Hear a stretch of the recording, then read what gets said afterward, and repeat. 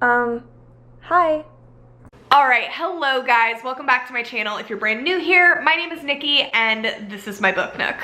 Y'all, I'm gonna film a little bit different type of video this week. I am kind of like in between books, in between reviews, in between a few different videos that I have going on right now. So I went to my Instagram to ask you guys for any type of suggestions of different types of things you would like to see on my channel this week, and I got so many great ideas. I've started a whole list. I am stocked for a while, but one of the videos that I kept seeing suggested was for me to read 1-star reviews of my favorite books. And I'm gonna be honest, guys, I saw this trend going around, you know, a month or two ago. I saw several different like content creators doing it, and I think it's such a funny idea. Like, I watched all the videos, I loved them. I thought about doing it myself for a few weeks, but in all honesty, like, I'm kind of scared, okay? I am sensitive. You know, it's funny. I'm obviously an avid reader. I come on this channel, I go on my Instagram, I review books, I talk about them all the time, and I love talking to you guys about books in my comments, in my DMs, but aside from that, I literally do not seek out book reviews, especially on books that I have already read. Like, I love book recommendations, I love suggestions of books to read based on, you know, things that people have read that they already like. But if I have read a book, I basically never take the time to go seek out what other people have to say about it, because like, I've already formed my opinion. Like, I know how I feel about it. You know, it is fun, again, to like talk in DMs with someone that like mutually loves a book that you love. Like, that is always fun. But like, when it comes to reviews, I never go out and read them, because either I'm just already gonna agree with it, so I'm like, what's the point? Or it's gonna get me upset. Like, they're going to hate on a book that I love. They're gonna make me, you know, see things that maybe I didn't see before. They're gonna point out things and make me like question my sanity, my thoughts, my entire life. I just don't like it. So this is pretty much my worst nightmare, reading 1-star reviews of my favorite books, because like, I'm totally gonna get my feelings hurt. But I'm here for the good time. I'm here for the content. I think it'll be funny. I'm gonna be a good sport about it. I'll try not to get heated or upset, but yeah, guys, I'm gonna give the people what they want. We're gonna read some 1-star reviews on Goodreads of my favorite books. I have my laptop right here. I'm gonna set it on my little squishmallow on my lap, and we are just going to get into it. Please wish me luck. Okay, so I've been sitting here for a couple of minutes looking at my bookshelves, racking my brain, trying to think of the safest place to start, because I don't want to just like start out with my like all-time favorites. I'm trying to think of like what'll be a good like middle ground. So I'm like, let me just start with my favorite rom-com, right? The Hating Game by Sally Thorne. I'm like, I love this book with my whole heart, but it's not like some deep emotional, like mental love where this book like taught me a new meaning of life. It's just a book that I love. Like, it's my favorite feel-good rom-com. It makes me smile. It gives me butterflies. I like it, but it's not, you know what I'm saying. You know what I'm saying. But right away, I just looked it up on Goodreads, and it has a 3.9 out of 5, which already makes me want to scream. Like, I know that's a good score, but the fact that it has less than 4 stars, isn't it just crazy how differently people can interpret things, books, movies, whatever it is? Like, a million people can watch something, listen to something, you know, read it, and just think a million different things about it. Like, to me, this book was like such a 5-star through and through. Love it so much, but it's like the fact that it has a 3.97 out of 60,000 reviews and 600,000 ratings, oh my god, tells you that, you know, there's a lot of people that don't like this book if it dropped an entire, you know, more than an entire star. So I'm just gonna click on the 1 stars and we are gonna see what we find. I have a feeling I know what a few of the comments will be, but let's just get into it. See, it's so funny, already just looking at a few of the 1-star reviews, you can just tell like some books are just not for some people. Like, I see this girl already like losing her mind.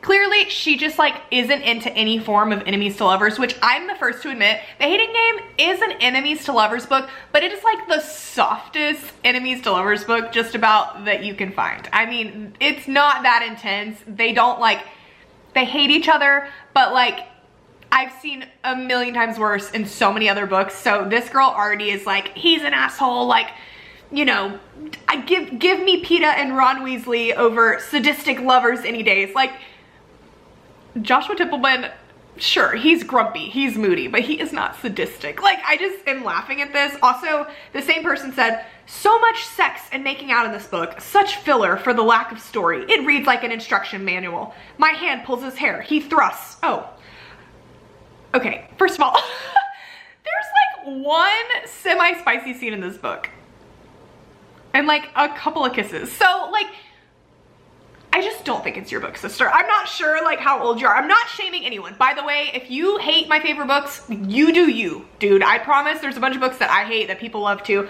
So I'm not trying to like make fun of anybody. I'm just trying to get a good laugh out of it. Oh my God, this person 1 star said, these two would definitely get divorced. You know, 50% chance nowadays. That's what people say. So I can't even knock you for that. I don't know. I'm honestly struggling. Like I was hoping to find a bunch of just like really short, quick reviews that were like funny, but people have sat here and taken the time to write like entire novels about how much they hated this novel. And I'm like, nothing here is short. Like y'all are really, really hurt by this. Okay, let's do this one. This is like semi-long. Bad boys who act like shit to you and make fun of you and your family, but are secretly in love with you is a stupid trope and is designed to second guess our own experience with motherfucking sexist jerks. Okay. People who act like dicks to other people for no apparent reason are stupid and should be burned in the lowest pits of hell.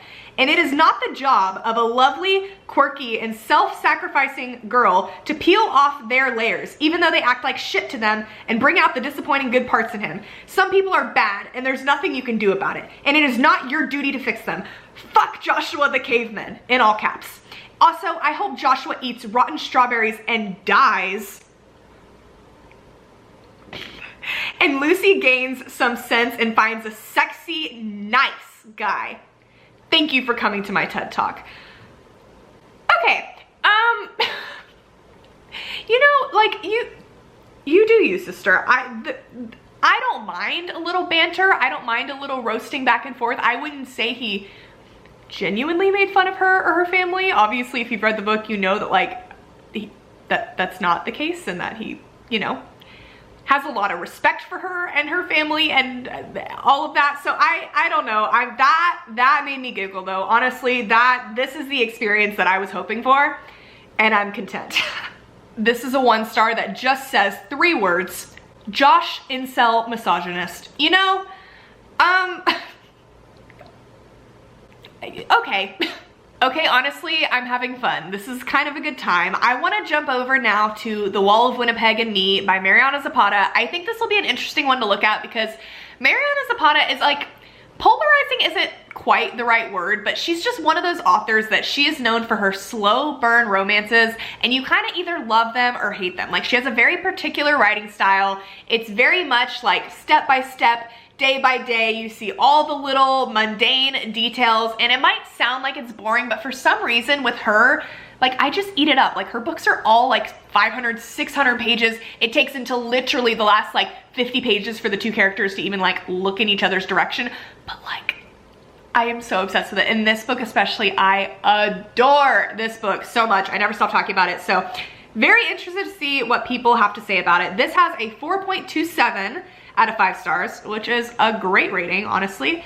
Let's see what the handful of 1 star reviews have to say. See, this is what I expected right off the bat. 1 star, I can't do it. I read 200 pages and 90% of them could have been cut because they were all her endless inner monologue about how utterly spineless she was and how dreamy and muscular her boss was. Who edited this book? Yeah, you know, I kind of liked the inner monologue about how hot the boss was and how much she couldn't stand him. Like, again, that's just Mariana Zapata's style, and you're gonna vibe with it or you're gonna not. So I'm not shocked at all. This girl just said, well, ... this was really boring. See, I'm willing to bet like at least half of these reviews that are 1 star are, if not more, are people that DNF'd it because they weren't into the slow burn. They thought it was boring. They thought it was slow, and they just like weren't willing to wait for the little brush of a hand and the tiny little things that happen that eventually lead to like, so yeah, I mean, I get it. This person said DNF at 35%. Can't stand a single aspect of this book. 35%? Bro, I feel like Honestly, if I'm remembering correctly, like, I don't think the basic, like, premise plot of the book even starts until, like, 150 pages in. So, yeah, you didn't get anywhere, sister. But, like, you gotta enjoy the ride. You gotta enjoy the journey. Okay, I just want to get this one out of the way because I know I'm not gonna like reading this. This is my favorite book of all time. It is The Fault in Our Stars by John Green. This book, I mean, like, I have a tattoo for it. It really has changed my life in so many ways. It's changed the way I think. It's given me an appreciation for so many things. Like, I can go on and on for days about how much I adore this book. I've read it several times over. Like, no book has ever affected me in the way that this book has. So I know it was kind of like the Tumblr book of 2012 and whatever, and I kind of hate that it like has that reputation because like it's seriously just, it's so much better than that. People love to like meme on the book, and I get the whole like it's a metaphor, whatever.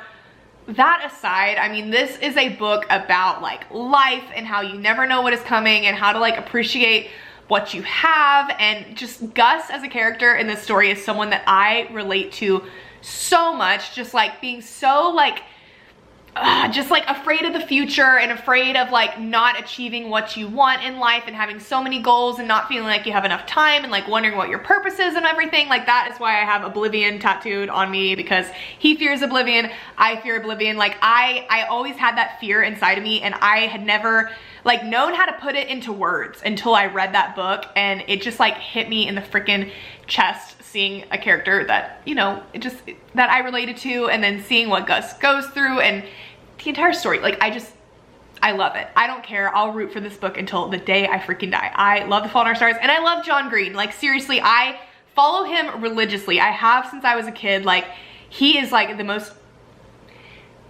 I just love him. Like, he's so smart. He's so intelligent. He knows so much about so many things. And again, he just like, as a person, I feel like we just have the same brain. We think the same about a lot of things, about life, about its purpose, about like, you know, we just are very curious humans, and everything that he says, I've never disagreed with anything that man has ever said. Like, every time one of his TikToks pops up on my feed, I'm like, yes, John, you go, sir. Like, I love him. So I know there's about to be like a million one-star reviews saying like, this is pretentious and blah, blah, blah. Like, so I know that's where this is going, but whatever. I just want to get through it.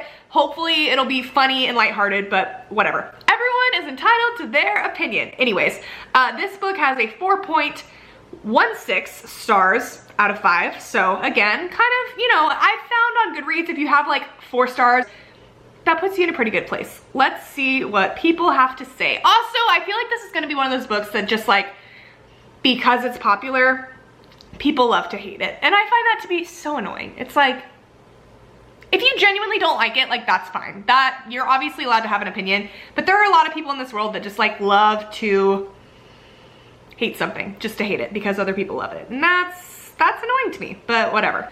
Oh my God, literally the first review that I'm seeing, the first 1-star review is, this is the John Greeniest book of all John Green books, and I hate it and him more than anything. There are just so many laughable quotes. I fell in love the way you fall asleep, slowly and then all at once. Okay, I'm trying here. Some infinities are bigger than other infinities. Yeah. It would be a privilege to have my heart broken by you. You know, like, just some of my favorite quotes ever. I mean, like, to each their own.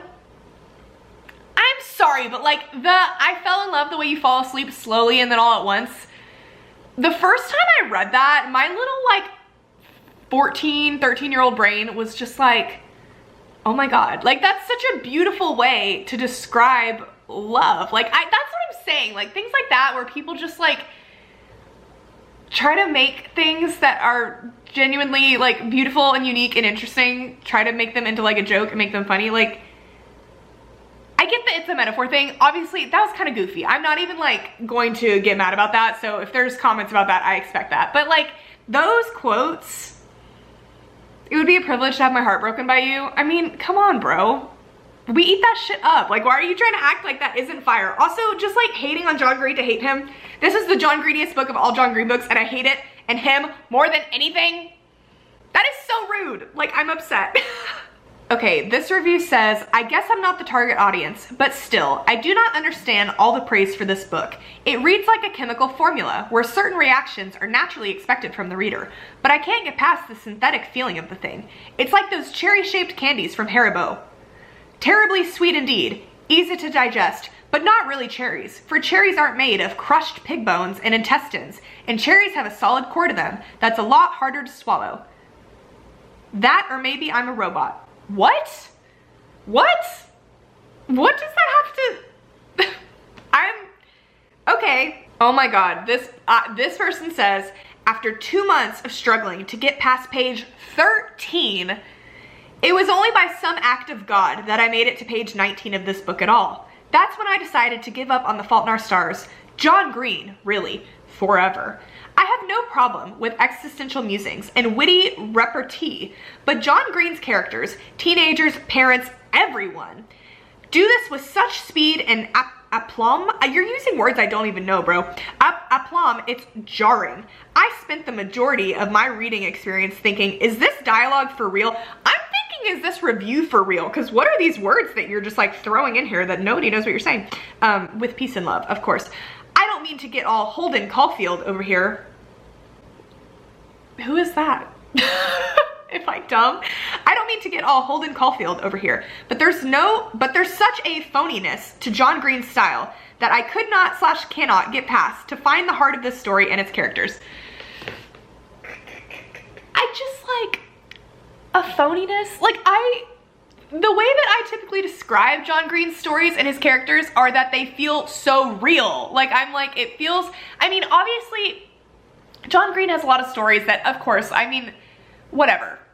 They're not entirely realistic. Like, they're not like your everyday characters and whatever. Like, crazy things kind of happen in his books. Sure, I'm not like denying that. But like the emotions, the writing behind it, the way the characters feel, like what they're going through, there's nothing more real than The Fault in Our Stars, and nothing more raw and painful and freaking awful. Like, and amazing at the same time, and like beautiful. Like there's just so much to it that is just so raw and real that just makes me feel the most intense emotions. So I'm just like, it's just not for you, dude. I guess that's all I've got to say. To each their own. Okay, you know what? Now I'm just ready to have some fun, because the next book that I want to look at reviews for is indeed one of my favorite books, but like I fully understand why it's gonna have like 1-star reviews, and I can't even really argue with them. It's Credence by Penelope Douglas. Look, Penelope Douglas is an author that is very polarizing. Her stories in general, like you either love them, you get them, or you're like, what the hell am I reading? Like, they're very spicy, they're very taboo oftentimes, you know.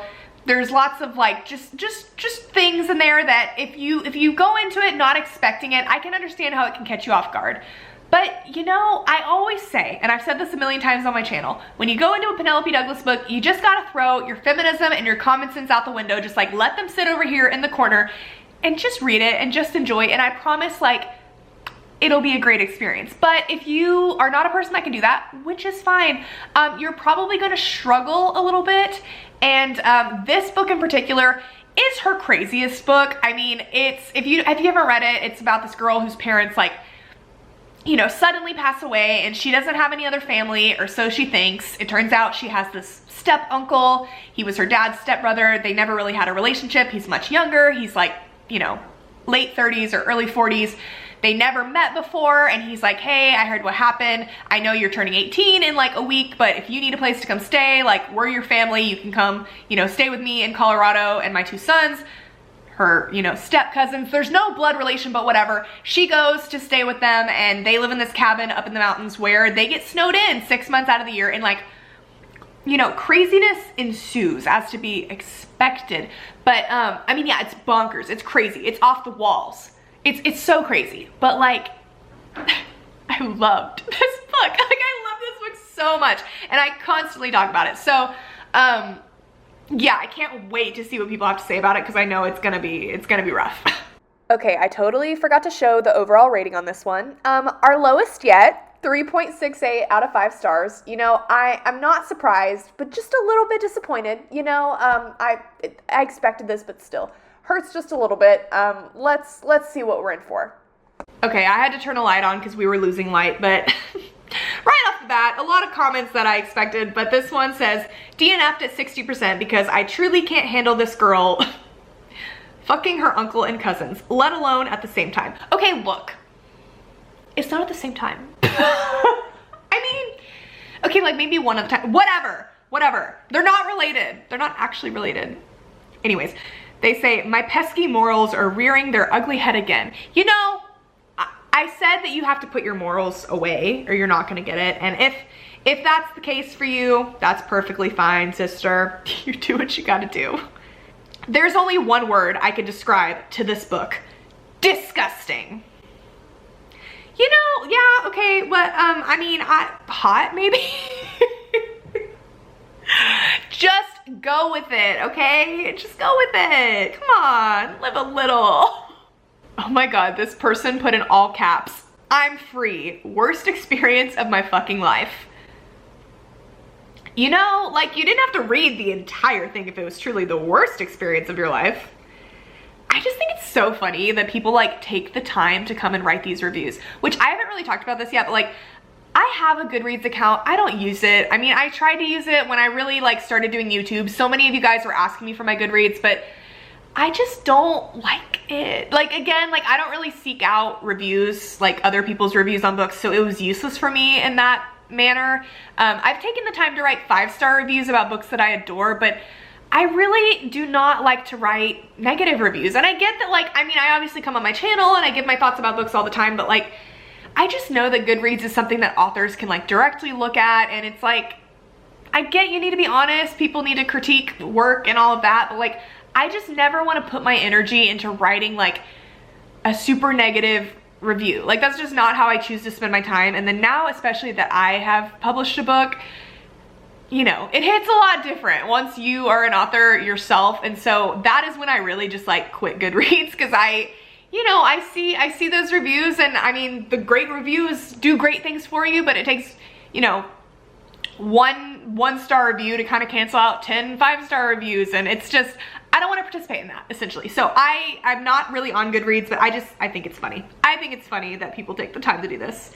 Okay, I'm gonna read this entire review, and I feel like, mother or father, if you're watching this, like, please don't be concerned for the things that I read. Like, I promise this story was kind of like, it was kind of wholesome, okay? Like, it's not as crazy. Okay, it's fucking crazy, but like, whatever. I have no excuses. Y'all still love me, so it doesn't matter. This person said, in all caps, not safe, not safe, not safe. One of the most disgusting pieces of trash I have ever read. This doesn't deserve to be classed as romance. The underage 17-year-old heroine moves in with her step-uncle, whom she calls uncle, and who is in his 40s. Okay, if I remember correctly, he is 39, so sit down. Second of all, they're not blood related, and I know like that doesn't matter, but at the end of the day, it does matter. It means everything. He's not actually her uncle. She's never met him in her life. She didn't even know he existed until he called her up. So like, it's not like he is some uncle that is blood related to her that groomed her from like a young age. Like, she's meeting him for the first time. She is 17, but she literally turns 18 like a couple weeks later into this book. Like, I get that it's like not an ideal situation, but like people freaking out about that, it's just a story. Like, I'm not saying this is like a healthy relationship or this should happen in real life, but like for the sake of the story, whatever. She's like a hair away from 18, and I know that's not legal, but like she turns 18 early on in the story, whatever. And again, I think he's 39, just saying. Anyways, whom she calls uncle, proceeds to come on to her, and they start a sexual relationship. Meanwhile, she also starts sexual relationships with his 2 sons, both of who are in their 20s at the same time. Okay, if I remember correctly, I think one of them is 19, and like the other one is like maybe 20 or 21. She is like 18 at that point. That's not that deep. And again, they're not her blood cousins, so relax. Also, they're stuck in a cabin in the woods and they're snowed in. Leave them alone. I honestly think the author needs to check herself. This is causing me to have concerns about her views on romance and healthy relationships. There's dark romance, and then there's disgusting romance, which should never see the light of day. Seriously, sick-inducing filth. Look, like I can't disagree. I can't disagree with you. It's not healthy. But like, I just think it's funny when people get like so upset about this kind of stuff in books, because it's like, it's not real. Like, you know that, right? Like this isn't really happening. It's just like for enjoyment, and like it's meant to be crazy. It's meant to be wild. It's meant to be taboo and forbidden. It's meant to make you feel some type of way. Like, she's not suggesting like go bang your uncle, you know? And again, he's not her uncle. So I don't like, I get it. It's crazy. I get it. I can't even justify it, but like, again, it's a book, it's fake, everything's okay. Okay, we need to move on. Okay guys, I honestly think I could go on doing this forever, but I need to come to a stopping point. I'm gonna do one more book, and that is my most recent favorite book, my newest obsession. This series, this author seriously is everything to me right now. It is the Magnolia Parks universe by Jessa Hastings. The first book in particular, Magnolia Parks, just like awakened something in me. I've never read something written like that. It was so poetic and like just the writing style, I felt like I knew these characters. I felt like I was there. I felt like I was experiencing it firsthand. It follows this group of like socialites in London. It is very much like Gossip Girl. It follows like these friends in this friend group and just like all their inner workings and their relationships. And it's so toxic. It's so crazy. There's so much drama. I mean, nothing about the relationships in this book, in this series, like none of them are healthy. Like there are so many issues, so many bad things. So like every single review that I'm going to read, like it's justified. Like I know they're all gonna say this is toxic, that the main relationship between this girl Magnolia and this guy BJ, it's a horrible relationship. They're so bad for each other. They go back and forth. They hurt each other constantly, like cheat on each other, you know, get with other people to make the other person jealous. They always run back to each other at the end of the day. Like it's not good. It's not a model for a relationship. But it was so freaking fun to read. So like, let's see what people have to say. This book has a 3.89 out of 5 stars. Oh my gosh. Y'all are wild. Like this book to me was like the fastest 5-star I have read in a long time. So I'm very interested to see what people have to say. Let's check it out. Okay, this is a long review, but I'm just gonna read it because it sums up the book. It sums up what it's about. And again, I can't even disagree with it, but also I'm gonna fully disagree with it because I love this book.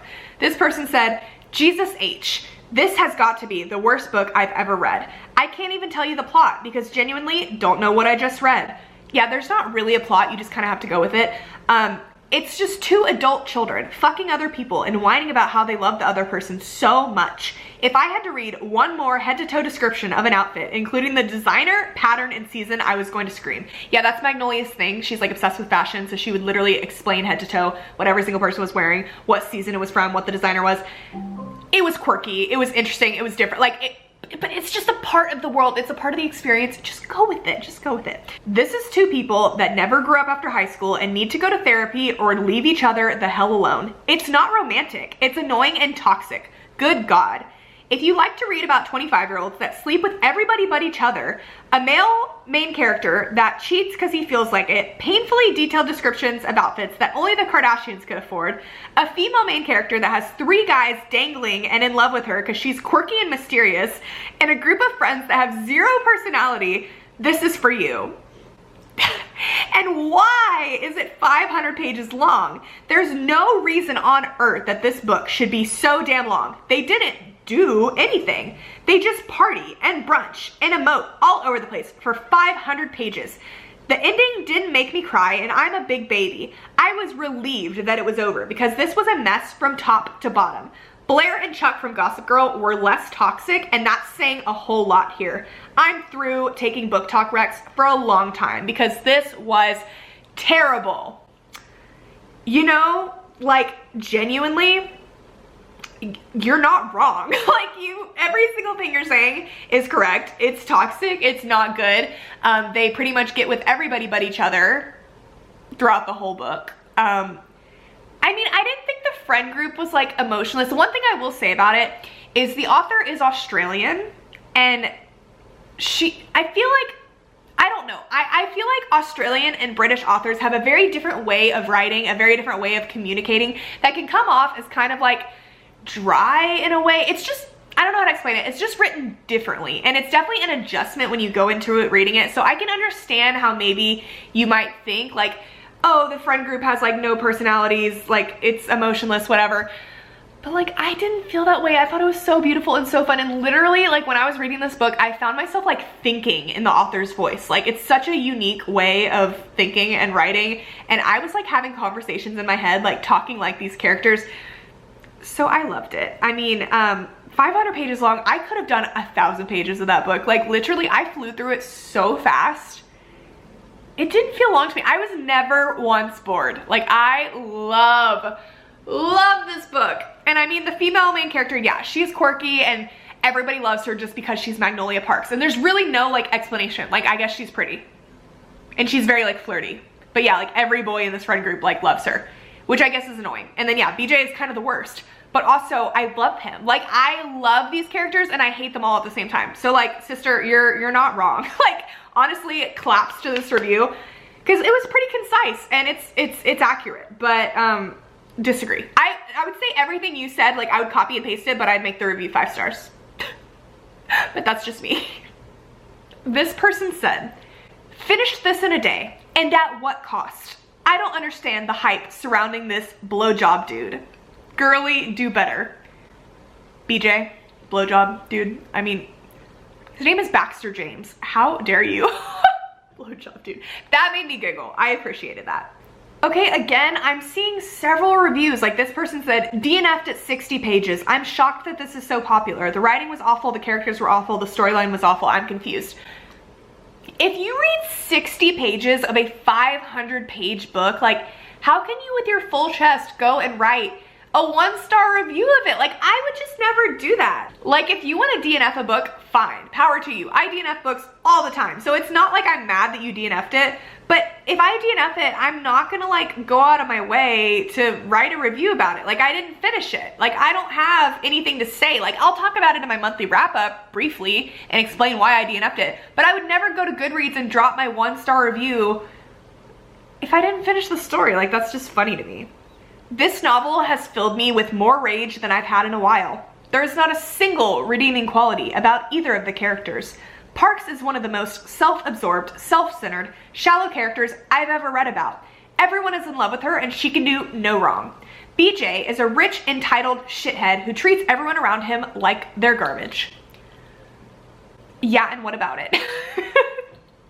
Like, I wish I could be both of them. Okay guys, I think we've had enough. I'm closing the laptop for today. Honestly, this video was so fun to film. I thought it was gonna get me more upset. And don't get me wrong, like there were a few times here and there where I was like, eh. But more than anything, it just made me giggle. Like this was a good time. If you guys enjoyed this and would like to see a part 2, I have lots more favorite books that I'm sure don't have very good reviews, so it would be totally fun to do another one of these. This was a fun little switch up. I normally do reviews with you guys, recommendations, like my monthly wrap-ups, but I don't normally do these like fun little one-off videos, and I'd like to do more of them. So if you have any suggestions for other things you'd like to see, leave them in the comments down below. If you guys personally have any favorite books that are polarizing or that you know would have some really funny 1-star reviews, comment them down below. I just think this is like a really funny concept. But yeah, again guys, at the end of the day, remember, everybody interprets things differently. Everybody has different opinions. Everybody has different things they enjoy, different things they hate. Like there's a million ways to feel about any, you know, piece of work. But at the end of the day, we're all humans. Be nice to each other. Let people like what they like. Let people hate what they hate. I mean, do you? It's whatever. But yeah, guys, that is it for me today. Thank you so much for watching, and I will talk to you very soon. Bye.